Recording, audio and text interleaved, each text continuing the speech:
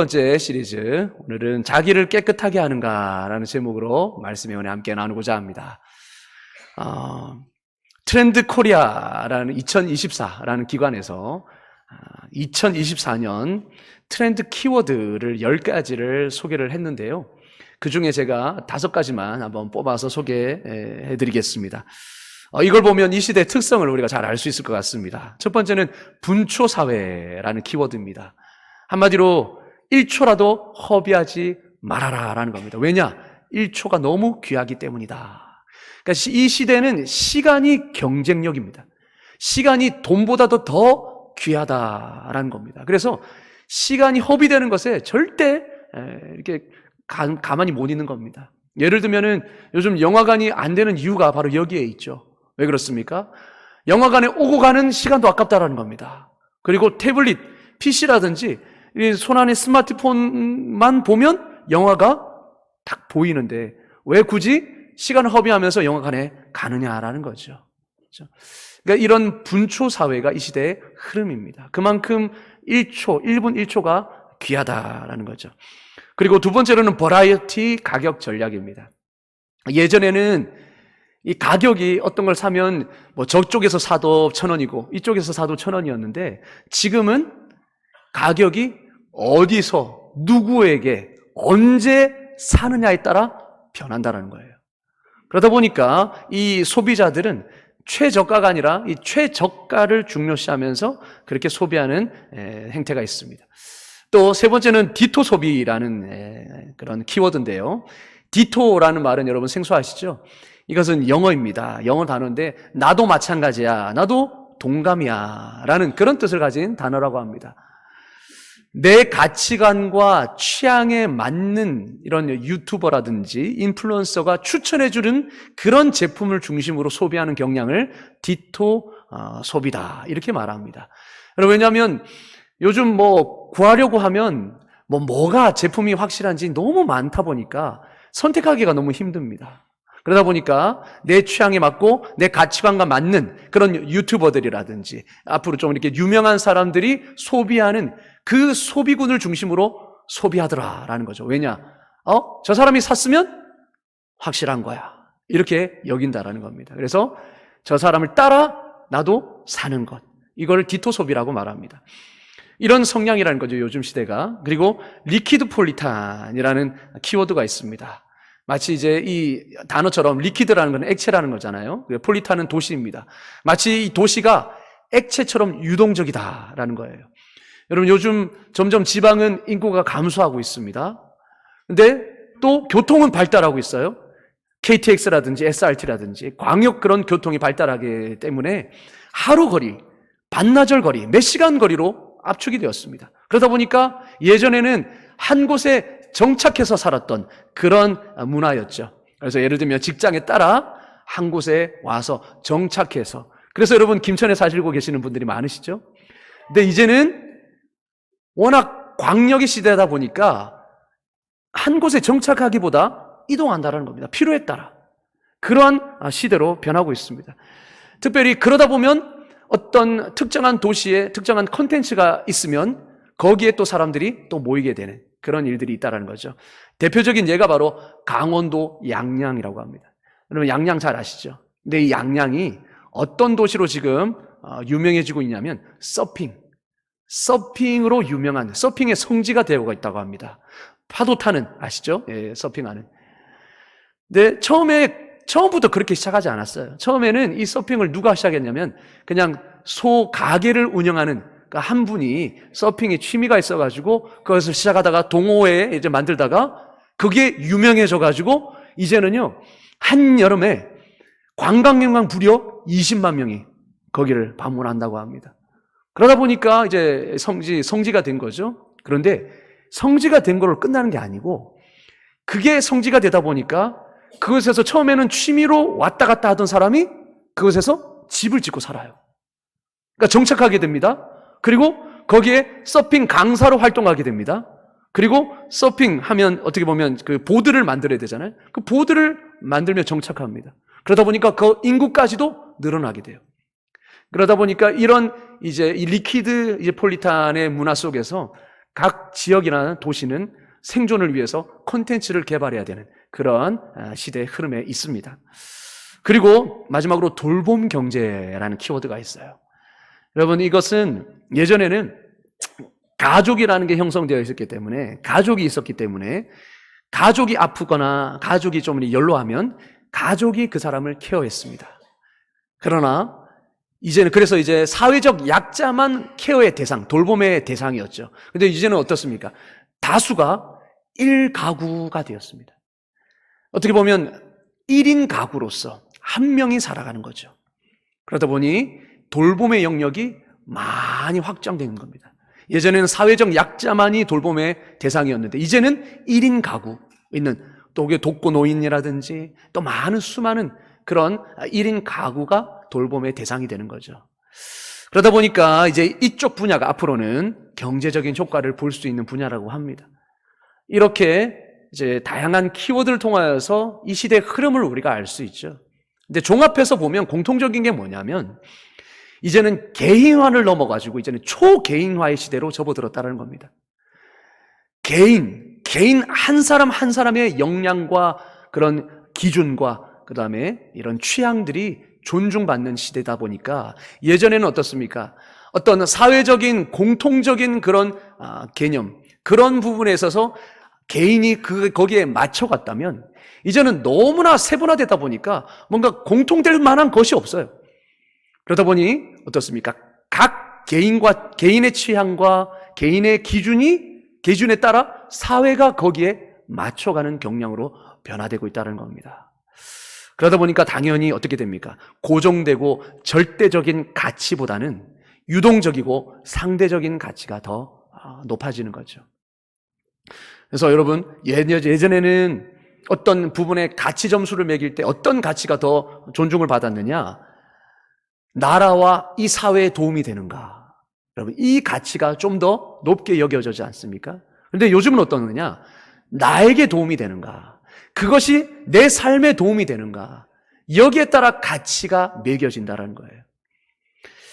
그래서 어떻습니까? 예를 들면은 어떤 정당, 예를 들어 투표를 할 때도 어떤 정당의 가치라든지 그런 전체적인 것들을 봤을 때 이것이 나라에 도움이 되겠는가? 이걸 보고 우리가 따져서 투표를 했다면 이제는 어떤 성향으로 변하고 있냐면 저 후보가 나에게 도움이 되나? 저 전략이 그리고 이게 공약이 내 삶에 얼마나 도움이 되는가? 이걸로 바뀌어가고 있다는 겁니다. 그러니까 절대적인 가치보다는 개인적이고 상대적인 가치가 더 중요시되고 있죠. 이런 사회에서 필수적으로 일어나는 게 뭐냐? 절대선과 공공선의 개념이 희석되는 겁니다. 약화되는 겁니다. 공공선, 모두를 행복하게 할 수 있는 이 공공선, 그리고 절대선, 지켜야 될, 우리 모두가 지켜야 될 그러한 가치보다 나에게 필요한 것, 내가 중요시되는 이것이 더 가치 있게 여겨진다라는 거죠. 그러다 보니까 필연적으로 뭐가 오게 되냐면 절대선의 기준이었던 도덕이라든지 순결이라든지 거룩이라든지 이런 개념, 이런 말의 가치가 상대적으로 낮아지더라라는 겁니다. 여러분 보십시오. 도덕, 순결, 거룩, 이 사회가 이 말을 얼마나 가치 있게 여기고 있습니까? 먹고 살기 바쁜데 무슨 도덕이고 무슨 순결이고 무슨 거룩을 찾냐? 내 하나 먹고 살기 힘들다. 바빠 죽겠는데 그거는 사치야. 이렇게 생각하는 게 많아졌다는 겁니다. 여러분, 도덕이라든지 거룩이라든지 이런 단어, 순결이라는 단어가 예전에 교회 안에서 얼마나 많이 쓰였습니까? 우리가 주님, 신랑 되신 주님을 기다리며 순결한 신부로 살아갑시다. 거룩한 신부로 살아갑시다. 우리가 얼마나 이렇게 많이 설교를 듣고 그렇게 기도해 왔습니까? 하지만 언제부턴가 이 순결이라는 단어는 사회에서도 잘 쓰지 않고 또 꺼리는 단어가 되어버렸습니다. 여러분 생각해 보십시오. 혼전순결이라는 이 말, 사회가 좋아합니까? 구닥다리로 취급하죠. 그렇죠? 이 순결이라는 단어가 금기어까지는 아니지만 터부시 되는 단어가 되었다는 겁니다. 이러한 세상의 흐름이다 보니 교회도 그렇게 되어가는 게 아닌가 라는 생각입니다. 여러분, 요즘 보면 거룩해짐을 뜻하는 이 성화, 거룩해진다라는 뜻이죠. 성화. 이 성화에 대해서 크게 하지 않는 그런 경향이 있습니다. 특별히 세속의 물결이 더 거칠게 들어오는 요즘에 내 육신의 욕망을 제어하고 그리고 도덕적 순결을 강조하면 약간 구시대 사람처럼 취급을 받습니다. 야, 언제적 얘기를 하냐? 언제적 얘기냐, 그게. 이렇게 생각합니다. 물론 너무 그쪽을 지나치게 강조하면 율법주의로 빠지게 될 흐름이 있죠. 위험이 있죠. 그것도 나쁘지만 반대로 지나치게 은혜만을 강조한 나머지 거룩에 대해서 강조하지 않고 강요하지 않는 이런 시대도 또한 율법을 너무나 등한시하는 것도 똑같이 나쁘다라는 겁니다. 요즘은 거룩함을 추구하거나 좀 더 순결해지려고 노력하는 사람들을 그냥 율법주의자다 이렇게 치부해버리는 경향이 있어요. 그리고 야, 너 혼자 거룩한 척하냐? 혼자 고결한 척하냐? 그렇게 도덕군자로 이렇게 취급해버리는 경향이 있습니다. 근데요, 이런 경향은 요즘에만 있었던 것이 아닙니다. 사도 요한이 이 요한 1서를 쓸 당시에, 이 편지를 쓸 당시에도 그런 문화가 있었어요. 야, 도덕, 순결, 거룩? 야, 그딴 거 집어쳐. 이렇게 생각하던 시대가 바로 이 시대였다는 겁니다. 특별히 교회 안에 거짓 교사들이 이런 사상을 퍼뜨리기 시작했어요. 지난주에 영지주의에 대해서 제가 말씀을 드렸죠. 영지주의의 대표적인 사상은 바로 영은 선하고 육은 악하다인 겁니다. 그러니까 이 악한 육, 이것에 탈출하는 것이 구원이다 이렇게 생각했어요. 그러다 보니 그저 특별한 계시와 지식으로 얻어서 내가 뭔가 깨달음을 통하여서 구원 얻으면 육체로 사는 것은 뭐 별 영향이 없어라고 생각했습니다. 그래서 육체로 살아가면서 이 육은 악하기 때문에 어차피 악하기 때문에 육은 신앙생활에 아무런 영향을 끼치지 못해 그렇게 생각했습니다. 그래서 당연히 그 삶은 어떤 삶이 되겠습니까? 그냥 자기 하고 싶은 건 마음껏 하고 그러다 보니까 거짓 교사들이 교회에 와서 뭐라고 합니까? 야, 너희들도 그렇게 살아. 도덕, 순결, 야, 그게 무슨 소용이냐. 야, 어차피 죽으면 다 똑같은데. 육체는 다 악해. 그러면서 이 땅에서 그냥 우리가 특별한 지식을 가지고 우리가 그것을 깨닫기만 하면 구원받는 거야. 그렇게 생각하며 살았습니다. 그러니 당연히 그 삶이 어떻겠습니까? 거룩하고는 거리가 멀죠. 그러면서 거룩을 추구하고 사는 사람들을 율법에 얽매여 살아가는 사람으로 무시해버렸습니다. 그러니까 깨달음이나 특별한 지식 없이 그저 율법에 얽매여 가는 사람으로 그렇게 치부했던 거죠. 여기에 대해서 사도 요한은 뭐라고 말했느냐? 이 이단 사상을 정면으로 논박합니다. 거룩함이 바로 예수님의 참된 제자인 뚜렷한 표징이다라고 분명히 오늘 말씀하는 겁니다. 거룩함이 바로 진정한 예수님의 제자의 표징이다. 이렇게 말하는 거죠. 오늘 본문 3절 말씀, 우리가 읽었던 3절 말씀은 이렇게 말하죠. 그리스도께 진정으로 소망 둔 사람, 그리스도께 소망을 둔 사람은 그의 깨끗하심과 같이 자기를 깨끗하게 하느니라. 이렇게 말씀합니다. 그리스도께 진정으로 소망을 둔 사람, 그 사람은 예외 없이 예수님이 깨끗하신 것 같이 자기도 자신을 깨끗하게 하더라라는 겁니다. 여러분, 여기서 그의 깨끗하신과 같이라는 말에 한번 주목해 보길 원합니다. 여러분, 예수님을 그리스도로 시인하고 예수님을 나의 구주로 영접한 사람은요, 예수님이 목표가 됩니다. 예수님이 내 삶의 표대가 됩니다. 그래서 예수님이 하신 모든 말, 행동, 그 삶의 하나하나 일거수일투족을 다 표본으로 삼아요. 그래서 그분처럼 생각하고 말하고 살기 위해 애를 씁니다. 왜 그렇게 합니까? 이제는 내 안에 내가 사는 것이 아니라 예수 그리스도께서 사시기 때문에 그렇게 되는 거죠. 그렇기에 그의 깨끗하심과 같이 자기를 깨끗하게 하는 그 삶은 구원받은 성도라면 당연한 삶이라고 할 수 있습니다. 그런데 이런 성화의 필요성을 모르고 신앙생활하는 교인들이 너무나 많다라는 것이 문제입니다. 주일에 나와서 야, 예배드리면 되지. 주일에만 나와서 예배드리면 되지. 무슨 평일에 나와서 무슨 성경 공부하고 뭐 제자 훈련 받고 야, 그런 게 뭐가 필요 있냐. 이렇게 생각하는 교인들이 의외로 많다라는 겁니다. 여러분, 이런 분들은 죄송하지만 거룩해지려고 끊임없이 애쓰는 것이 회심의 가장 큰 증거라는 것을 모르는 사람입니다. 여러분, 우리가 구원받고 나서 우리 안에 성령님께서 내주하시면요, 성령님께서는 우리 안에서 무슨 일을 행하시느냐? 우리가 예수님을 닮도록, 거룩해지도록 끊임없이 우리 안에서 역사하십니다. 그래서 그 인도함을 받은 사람들은요, 끊임없이 주님을 닮아가기 위해 애를 써가는 것입니다. 근데 거룩해지려는 것이 쉽습니까? 그러니 내 혼자 힘으로 안 되니 어떻게 합니까? 교회 나와서 말씀 듣고 기도하고 부르짖고 또 성경을 조금 더 알아야 되니까 성경 공부하고 또 내 힘으로는 안 되니까 이 경건한 생활을 하기 위해서 훈련을 받는 겁니다. 그렇죠? 여러분, 훈련과 노력 없이 거룩함을 쫓는 삶이 가능합니까? 경건한 삶을 사는 것이 훈련이 없이 가능합니까? 군인이 훈련 없이 군인이 될 수 있습니까? 여러분, 예수 믿고 저절로 시간만 지나면 거룩해지던가요? 저는 안 되더라고요. 저는 시간이 지나서 그냥 가만히 있어도 거룩해진다? 안 되더라고요. 끊임없이 말씀 읽고 기도하고 깨달음을 얻고 또 말씀의 순종함으로 그걸 내가 하나님을 직접 능력을 경험해야 내가 거룩해지고, 그렇죠? 그렇게 능력 있는 삶을 살아가지 가만히 있어서는 안 되더라고요.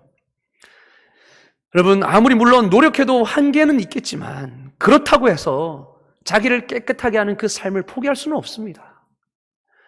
왜냐? 내 안에 계신 성령님이 그렇게 지금도 일하고 계시기 때문이죠. 주님이 일하고 계시는데 내가 어떻게 손 놓고 가만히 있을 수 있겠습니까? 우리 교회 안에서 율법주의를 조장해서는 안 되겠지만 그렇다고 성경이 분명히 가르치고 있는 이 거룩함에 대해서 가르치지 않는 것도 명백한 잘못입니다. 여러분, 이것을 우리는 다시 회복해야 하는 거죠. 거룩함에 대한 필요성. 그리스도인이라고 말하면서 잘못 살아가는 사람 때문에 복음이 막히고 있습니다. 주변 사람들은 저 사람이 예수 믿고 교회 다니는 거 다 아는데 삶을 보니까 전혀 예수 믿는 것 같지 않는 거예요. 오히려 세상 사람보다 더 못한 그런 삶을 사는 교인들이 있죠. 그러다 보니까 복음이 막히는 겁니다. 너 저 사람은 교회 다니는데 나 교회 안 다닐 거야. 저 사람이 교회 다니는데 교회 다니면서 저런 삶을 사는데 내가 왜 뭐 때문에 교회 다녀야 되겠어? 교회 다녀야 될 필요성을 못 느끼는 거예요. 교회가 거룩하지 못한 탓에 얼마나 많은 문제에 시달리고 있습니까? 거룩하지 못하니 더 이상 하나님과의 소통이 없습니다. 일어나지 않아요. 하나님과 소통이 일어나지 않습니다. 교회와 우리 삶에 하나님의 임재가 나타나지 않습니다.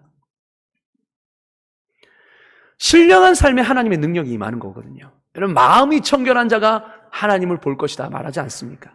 신령한 삶에 하나님의 역사가 나타나고 능력이 나타나는데 거룩에 실패한 그 그리스도인의 삶에는 능력이 나타나지 않는 겁니다. 그래놓고 어떻습니까? 교회 다녀봤자 소용없더라. 예수 믿어봤자 소용없더라. 이런 소리 하고 있는 거죠. 여러분, 우리 그리스도인의 삶을 한번 보십시오. 우리 삶을 한번 보십시오. 너무 무기력한 삶은 아닙니까? 요즘 교회가 너무 힘을 잃고 있습니다. 무기력하고 있습니다. 그것이 왜 그렇습니까? 이 거룩을 잃어버리고 있기 때문이 아닌가라는 거죠. 여러분, 이것이 오늘날 교회가 당면한 심각한 문제입니다. 교회가 힘을 잃고 있습니다. 교회가 거룩성을 잃어버리면 교회로서의 존재 가치와 의미를 잃어버리는 것과 같습니다. 왜냐? 하나님은 거룩하신데 교회가 거룩하지 못하니 교회를 통해 하나님이 드러나지 않는 겁니다. 하나님을 드러낼 수가 없는 것이죠. 사랑하는 성도 여러분, 거룩이 우리의 힘이요 능력인 줄로 믿습니다. 아멘. 여호수아 3장 5절은 이렇게 말합니다. 여호수아가 또 백성에게 이르되 너희는 자신을 성결하게 하라. 여호와께서 내일 너희 가운데 기한 일들을 행하시리라. 여러분, 거룩이 바로 하나님이 역사하시는 통로입니다. 하나님이 능력을 베푸시는 통로가 바로 거룩이라는 거예요. 그래서 성결하게 하라. 너희 자신을 성결하게 하라. 하나님이 우리를 통해 기이한 일들을 행하실 것이다. 이렇게 여호수아가 백성들에게 말한 것입니다. 여러분, 거룩은 하나님이 역사하시는 통로입니다. 거룩을 회복할 때에 우리는 능력을 회복할 수 있고 교회가 다시 힘을 회복할 수 있습니다. 여러분, 생각해 보십시오. 거룩할 때에 우리의 삶이 도덕적으로 그리고 양심적으로 또 윤리적으로 깨끗할 때에 우리의 입술이 힘이 생기는 것입니다. 내 말에 힘이 생기는 것입니다. 내가 정말로 주님 앞에서 깨끗한 삶을, 사람들이 보기에도 도덕적으로 순결한 삶을 살 때에 내 입술에, 내 말의 영향력이 사람들에게 전해지는 것이죠. 그렇지 않고 나도 똑같은 세상 사람처럼 그렇게, 아니 세상 사람과 다를 바 없이 그렇게 살면서 그렇게 한마디 한마디 하는 것이 어떻게 영향력이 있을 수 있겠습니까? 그렇죠. 우리는 거룩을 회복할 때에 우리 삶의 영향력과 능력이 회복되는 것입니다. 그렇기에 여러분, 우리는 이러한 때일수록 우리의 거룩함과 도덕적 깨끗함을 회복해야 될 줄로 믿습니다. 아멘. 자, 그렇다면 이러한 문제성을 가지고, 우리가 문제의식을 가지고, 그렇다면 자신을 깨끗하게 한다는 것이 무엇인가? 성화가 과연 무엇인가? 우리가 그것을 한번 오늘 말씀을 통해 살펴보고자 합니다. 여러분, 오늘 자신을 깨끗하게 한다라고 말하고 있죠. 깨끗하게 하다라는 말이 무슨 말일까요? 신약 성경에서는 첫 번째로 죄에서 깨끗하다라는 의미를 가지고 있습니다. 죄에 대하여 깨끗하다라는 것이고, 두 번째는 내면적으로 깨끗하다라는 겁니다. 한마디로 도덕적으로 깨끗하다라는 것이죠. 그럼 특히 본문에서는 자기를 깨끗하게 하다라는 그 앞에 뭐라고 말하고 있느냐? 그분이 깨끗하신 것 같이, 그가 깨끗하신 것 같이라고 해서 예수님의 깨끗함을 부분으로 삼고 있습니다. 그래서 예수님이 깨끗하신 것 같이 우리도 깨끗해야 함을 말씀함으로써 깨끗하게 되는 것이 바로 예수님을 닮는 것임을 분명하게 보여주고 있습니다. 여러분, 깨끗하게 되는 것은 바로 예수님처럼 되는 것입니다. 예수님을 닮아가는 것입니다. 예수님은 어땠습니까? 죄에서 깨끗하셨습니다. 죄가 없으셨습니다. 그리고 마음이 청결하셨습니다. 그리고 세상이 추구하는 것을 거부하시고 육신의 정욕, 안목의 정욕, 이생의 자랑, 이 모든 것들을 거부하시고 하나님의 뜻을 추구하며 사셨습니다. 바로 예수님의 삶, 예수님의 인품, 예수님의 성품, 여러분, 이것이 바로 우리가 닮아가야 할 표대라는 거죠. 이렇게 예수님을 닮는 것, 예수님의 성품과 마음과 생각과 삶을 닮아가는 것, 이것이 바로 성화라는 거죠. 그래서 앞으로 성화, 깨끗하게 된다라고 했을 때는 누구를 떠올리시면 됩니까? 예수님. 예수님이 어떻게 말씀하셨고, 예수님이 뭘 어떻게 생각하셨고, 예수님이 어떻게 행동하셨는가를 바라보면 되는 것입니다. 그래서 우리가 거룩하게 산다라고 했을 때 우리는 이것을 떠올리는 거죠. 예수님이라면 지금 어떻게 말씀하실까? 예수님이라면 이 상황 속에서 무엇을 선택하실까? 예수님이라면 어떻게 행동하셨을까? 이것을 염두에며 사는 삶이 거룩한 삶, 성화의 삶이라는 것입니다. 여러분, 그리고 깨끗하게 하다라고 번역된 헬라어 동사가 현재 시제로 쓰였습니다. 여러분, 현재 시제라는 것은 어떤 의미를 가지고 있다고 말했죠? 계속, 그렇죠? 한 번으로 끝나는 게 아니라 계속 그 행동이 이어지는 것을 말하는 겁니다. 그러니까 성화라는 것은 한 번 깨끗하는 것으로 끝나는 것이 아니라 계속 우리 삶에서 끝날 때까지 계속 이어져야 된다는 것을 말씀하고 있죠. 그래서 여러분, 자기를 깨끗하게 하느니라, 이 자기를과 깨끗하게 하는 그 사이에 계속이라는 말을 붙이면 이 의미가 더 와닿을 수 있습니다. 자기를 계속 깨끗하게 하느니라. 이것을 점진적인 성화다라고 말합니다. 계속되고 그리고 서서히 변화되어가는 성화를 말하는 것이죠. 그리고 본문에서 깨끗하게 하다라는 말 앞에 자기를이라는 목적어가 쓰였습니다. 그러니까 누가 나를 깨끗하게 해주는 게 아니고 내가 자기를 깨끗하게 해야 된다라는 것을 알 수 있죠. 여러분, 성화에는 자기 책임이 따른다는 겁니다. 그렇죠. 물론 이 말 자체가 하나님이 성화에 개입하시지 않는다라는 게 아닙니다. 여러분, 여전히 하나님이 우리를 거룩하게 하게 하십니다. 성령 하나님이 성화의 주체이십니다. 그래서 베드로전서 1장 2절에도 이렇게 말합니다. 성령이 거룩하게 하심으로, 분명히 거룩하게 하시는 주체가 성령임을 말씀해 주고 있어요. 그런데 그렇다고 해서 우리의 책임이 아예 없다는 말이 아닙니다. 빌립보서 2장 12절 13절은 여기에 대해서 분명히 말씀해 주고 있는 게 뭐냐면 너희 구원을 이루라 말하고 있죠. 너희 구원을 너희가 이루라. 그러면서 13절은 뭐라고 말하냐? 너희 안에서 행하시는 이는 하나님이시니 자기의 기쁘신 뜻을 위하여 너희에게 소원을 두고 행하게 하신다 말씀합니다. 그러니까 너희 안에서, 우리 안에서 행하시는 이는 하나님이십니다. 우리 안에서 우리의 거룩을 위해서 행하고 계십니다. 동시에 너희가 너희 구원을 이루어 가라. 너희가 너희 자신을 깨끗하게 하라라고 분명히 말씀하고 있어요. 그러니까 하나님이 이 사역을 처음 시작하셨고 하나님이 또한 우리가 죽기까지 계속 이 사역을 이끌어가고 계십니다. 우리가 이 사실을 확신하면 어떻게 되느냐? 아, 하나님이 일하시니 나도 그렇게 해야지. 이렇게 되는 거죠. 그러니까 하나님의 이 일하심이 우리의 일함의 동력이 되는 것입니다. 그리고 하나님이 일하시기 때문에 우리는 포기하지 않고 끝까지 노력할 수 있는 담력을 얻게 되는 것이죠. 아, 하나님이 나를 포기하지 않는데 내가 나를 어떻게 포기할 수 있느냐라는 겁니다. 그래서 고린도후서 7장 1절에 이렇게 말합니다. 그런즉 사랑하는 자들아, 이 약속을 가진 우리는 하나님을 두려워하는 가운데서 거룩함을 온전히 이루어 육과 영의 온갖 더러운 것에서 자신을 깨끗하게 하자죠. 그러니까 이 약속을 가졌기 때문에 그냥 우리는 수동적으로 손 놓고 있는 것이 아니라 어떻게 해요? 오히려 더 자신을 깨끗하게 하는 노력을 한다라는 겁니다. 이 약속이 동력이 되어서 더 적극적이고 능동적으로 이 사역을 해나가는 것입니다. 이런 거죠. 하나님이 하시니까 나는 별 노력 없이 그냥 가만히 앉아서 있어도 자연스럽게 성장하겠네? 자연스럽게 깨끗하게 되고 거룩하게 되겠네? 이게 아니라는 겁니다. 여러분, 이렇게 생각하는 것은 성화에 대한 오해입니다.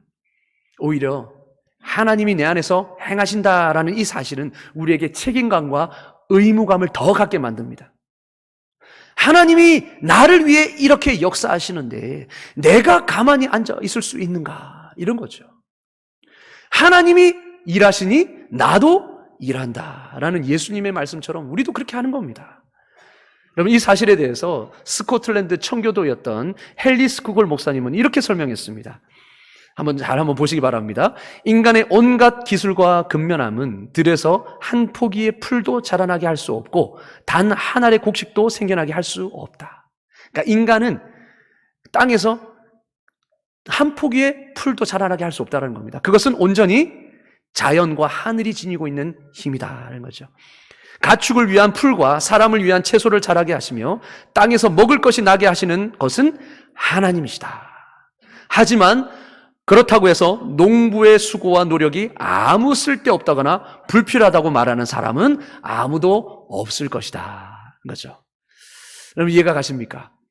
풀이 자라나게 하시고 땅에 곡식을 내게 하시는 분은 하나님이십니다. 사람이 아무리 그렇게 한다고 해도 하지 못합니다. 그렇다고 그죠? 여러분, 농부가 그냥 땅이 소산을 내도록 가만히 수동적으로 기다리고 있습니까? 아니죠. 도리어 농부는 압니다. 아, 하나님이 나의 수고와 노력들을 통해서 땅이 열매 맺게 하시고 채소를 내게 하신다라는 걸 너무 잘 알기 때문에 어떻게 합니까?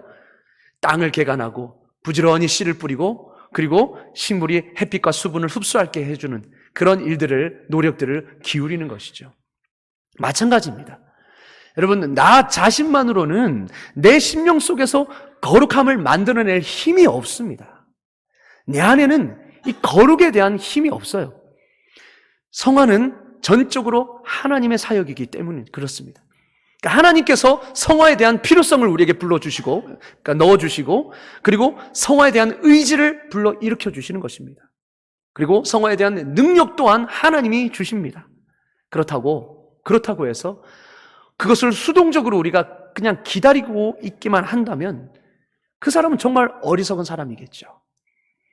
하나님은 우리의 수고와 노력을 사용하셔서 거룩함의 열매를 만들어 내시는 것입니다. 여러분, 우리에게 의지를 주시고 또한 능력도 주셔요. 필요성을 깨닫게 해주셔요. 그리고 성화를 할 수 있도록 도구도 우리에게 주셨습니다. 능력도 주셨습니다. 그러면 우리는 그 도구들을 잘 사용해서 우리가 내 자신을 깨끗하게 하고 거룩함을 이루는 그런 노력들을 기울여야 한다는 것이죠. 여러분, 그래서 우리는요, 자기를 깨끗하게 하기 위해서 하나님이 주신 그 성화의 수단들을 적극적으로 사용해야 하는 것입니다. 여러분, 하나님이 주신 성화의 수단이 무엇이겠습니까? 우리가 무엇으로 나 자신을 깨끗하게 할 수 있을까요? 그렇습니다. 바로 하나님이 우리에게 주신 이 말씀입니다. 이게 바로 성화의 수단입니다. 하나님이 우리를 거룩한 형상으로 빚어가시기 위해 주신 것이 바로 도구가 이 하나님의 말씀이라는 겁니다. 하나님의 말씀을 읽고 묵상하고 지키는 것, 이것이 우리 자신을 깨끗게 하기 위한 수단입니다. 그래서 시편 119편 9편은 이렇게 말하죠. 청년이 무엇으로 그의 행실을 깨끗하게 하리까? 주의 말씀만 지킬 따름이니이다. 어떻게 우리의 심령을 깨끗하게 지킬 수 있느냐? 말씀을 읽고 그 말씀을 지켜나갈 때에 우리 심령을 깨끗하게 할 수 있다는 것입니다. 여러분, 우리 심령에 말씀이 없으면요, 그것이 선인지도 악인지도 구분하지 못합니다. 이게 죄인지 그저 똥인지 오줌인지 구별을 못하는 거예요. 그러나 말씀이 우리 안에 새겨질 때에 분명한 선, 악의 개념이 심겨지는 겁니다.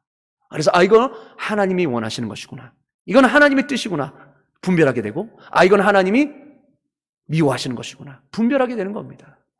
그래서 내 심령에 말씀이 새겨질 때에 우리는 자기를 죄에서 깨끗하게 할 수 있는 것이죠. 그리고 하나님이 원하시는 것이 무엇인지 알아서, 그리고 예수님이 어떻게 사셨는지를 우리가 말씀을 통해 알아서 그것대로 살아갈 수 있는 것입니다. 그래서 119편 11절은 이렇게 말합니다. 내가 주께 범죄하지 아니하여 하려 주의 말씀을 내 마음에 두었나이다. 내가 범죄하지 않기 위해서 주의 말씀을 내 마음에 두었습니다. 이렇게 말합니다. 여러분, 말씀이 우리를 지키는 것입니다. 말씀이 나를 거룩하게 하는 것입니다. 그런데요, 말씀을 읽어야 우리가 하나님의 뜻을 알 수 있는 거 아닙니까? 말씀을 읽어야 우리가 닮아갈 그 예수님이 누구신지 우리가 알 수 있는 거 아닙니까? 근데 말씀을 읽지 않는데 어떻게 하나님의 뜻을 알 수 있고 어떻게 내가 닮아가야 할 그 예수님의 표상을 내 안에 그릴 수가 있습니까? 여러분, 10년 예수 믿어도 아직 성경 안에 성경이 몇 권인지 모르는 사람이 수두룩빽빽합니다. 이사야가 어디에 붙어 있는지, 구약인지 신약인지 모르는 분도 있을 수 있습니다. 이게 한국교회의 현실입니다. 죄송하지만. 그래서 우리는 예전에 했던 성경 빨리 찾기 대회, 이런 걸 부활시켜야 될지도 모르겠습니다. 그렇죠? 성경이 어디에 있는지, 이사야가 어디 있고 시편이 어디에 있는지, 그래야 우리가 찾을 수 있지 않겠습니까? 그래야 우리가 읽을 수 있지 않겠습니까? 여러분, 부탁을 드리겠습니다. 말씀을 읽으십시오. 말씀을 읽으십시오. 여러분, 큐티를 매일 하시는 습관을 몸에 배시기를 원합니다. 말씀이 사실은 읽기가 쉽지 않지 않습니까? 그래서 말씀의 보조 도구가 필요한 겁니다. 그게 바로 큐티겠죠. 그래서 우리가 날마다 솟는 샘물을 우리가 매달마다 우리가 구입을 하는데요. 거기에 말씀의 해설이 나와 있습니다. 그리고 도움말이 적혀 있습니다. 그리고 앞에 성경을 좀 더 이해할 수 있도록 개관이 나와 있습니다. 그런 도구들을 통하여서 성경을 더 이해할 수 있고요. 또 성경을 더 깊이 묵상할 수 있는 것입니다. 그래야 그 말씀 속에서 하나님의 뜻을 분별하며 그 뜻대로 지켜행할 수 있는 것 아니겠습니까? 그럼 말씀을 늘 묵상하시는 저와 여러분 되기를 주의 이름으로 축원합니다.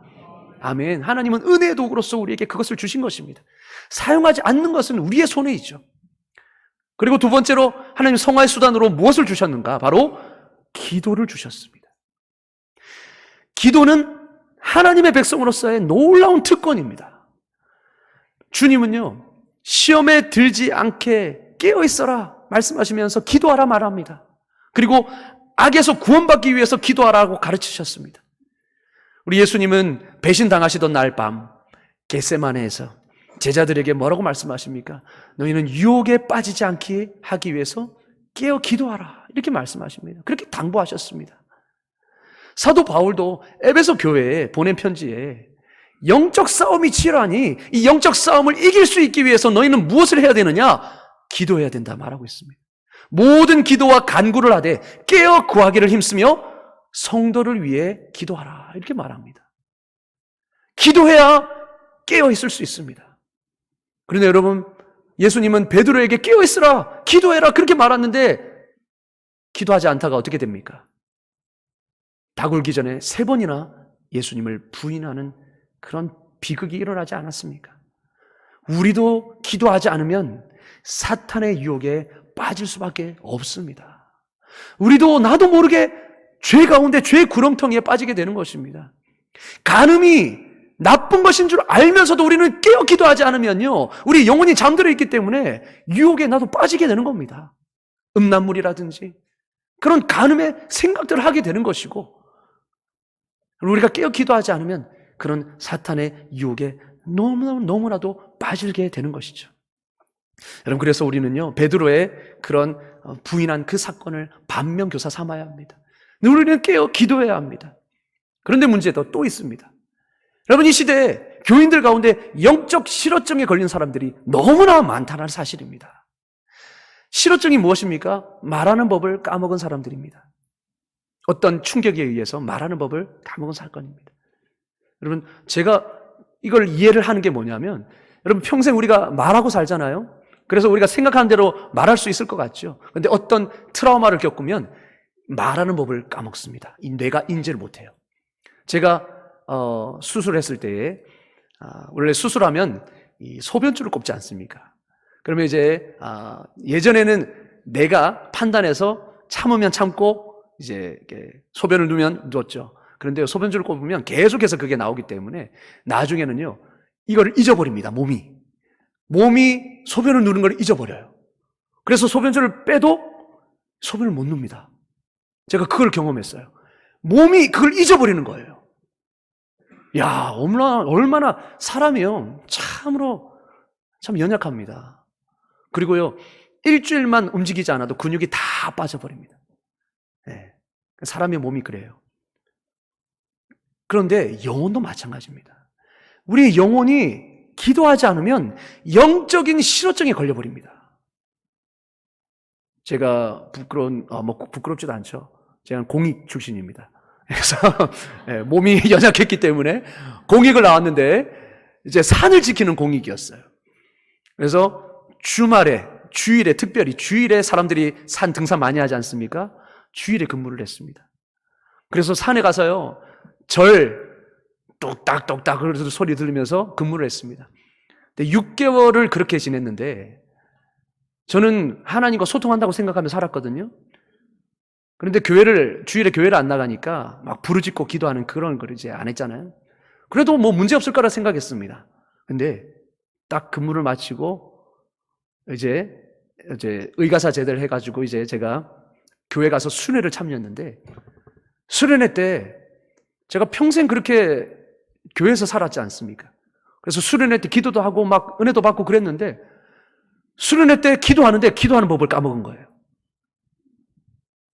6개월 동안 기도를 안 하고 사니까 내가 하나님 앞에 어떻게 기도해야 되는지 기도를 까먹은 겁니다. 그렇죠? 신기하시죠? 그래 된다니까요. 영적인 실어증에 걸립니다. 기도하지 않으면요, 하나님 앞에 기도하는 법을 까먹게 되고 하나님 앞에 섰는데도 뭐라고 말해야 될지 모르는 거예요. 도움이 필요하고 문제가 있음에도 하나님 앞에 어떻게 도움을 요청해야 될지를 모르는 겁니다. 그게 우리의 영혼입니다. 여러분, 이 시대에 영적 실어증 걸린 사람이 얼마나 많은지 모릅니다. 죄송하지만 제가 신방을 가보면 기도 제목을 물어볼 때가 있습니다. 우리 교회는 아닙니다. 다른 교회에서 기도 제목을 여쭤보면요, 말을 못 하세요. 그 말은 무슨 말입니까? 기도를 안 하신다는 거예요. 여러분, 기도하시는 분들은 할 때마다 기도 제목이 줄어듭니까? 늘어납니까? 그렇죠. 늘어나죠. 한 법이 넘기면 또 기도 제목이 생깁니다. 이게 기도하는 사람의 특성이에요. 그런데 기도하지 않는 사람은 기도 제목도 없는 겁니다. 그런 분들이 너무나 많더라는 거예요. 깜짝 놀랐습니다. 이게 한국교회 현실입니다. 말씀 보지 않고 기도하지 않으니까 어떻습니까? 세상과 똑같이 살아가는 겁니다. 하나님의 뜻이 무엇인지, 내가 닮아가야 할 그 예수님의 형상이 무엇인지도 모르는 거죠. 그러니까 능력을 잃고 사는 겁니다. 능력이 없는 겁니다. 거룩을 잃어버리고 사는 거죠. 세상과 똑같이 구별됨 없이 살아가는 것입니다. 여러분, 그래서 우리는 하나님이 우리에게 주신 이 성화의 수단을 적극 사용하고 활용하는 것입니다. 그리고 또 세 번째 이것이 있습니다. 지역교회에서 성도들과 교제하는 것. 이것 역시 하나님이 우리에게 주신 성화의 수단입니다. 그래서 교회에서 안에서 서로 성도들끼리 교제하는 것이 얼마나 중요한지 모릅니다. 그리고 네 번째로는 하나님이 섭리 가운데 주신 경험들. 하나님은 이걸 통해서 우리를 거룩하게 만들어 가십니다. 여러분 보십시오. 특히 시련과 환난들, 이런 걸 통해서 우리를 거룩하게 성화시켜 가십니다. 여러분, 하나님은요, 환경과 사랑과 우리가 겪는 그 문제를 통해 우리를 거룩하게 빚어가세요.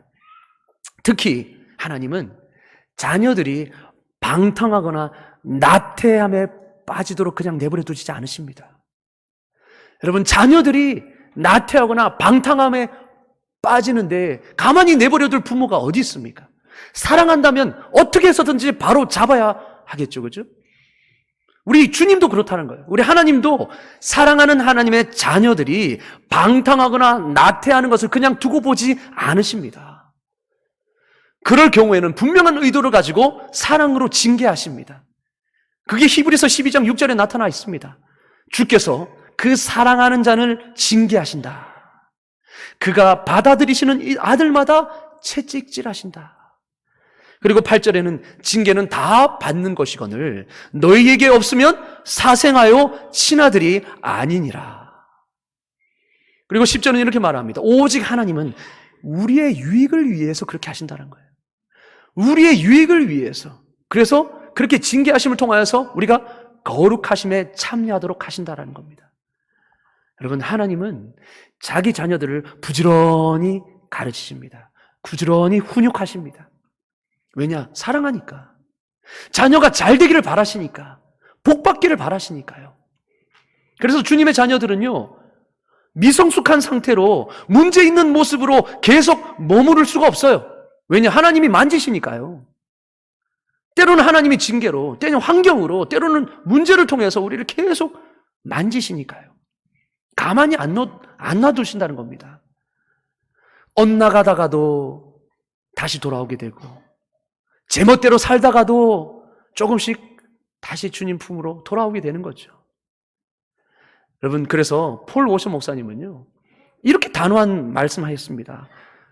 만약 교회 안에서 제멋대로 살아가는 사람들이 수두룩하다면 그거는 하나님의 약속에 문제가 있어서가 아니라 그들이 그분의 자녀가 아니라는 증거다.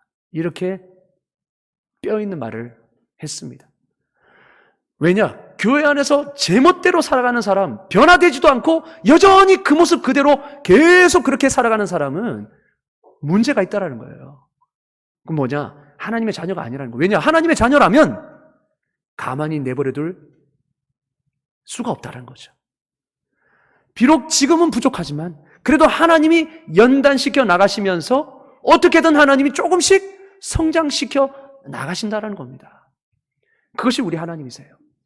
그래서 저는요, 참 하나님이 저를 만지시는 방법이 있습니다. 그게 뭐냐?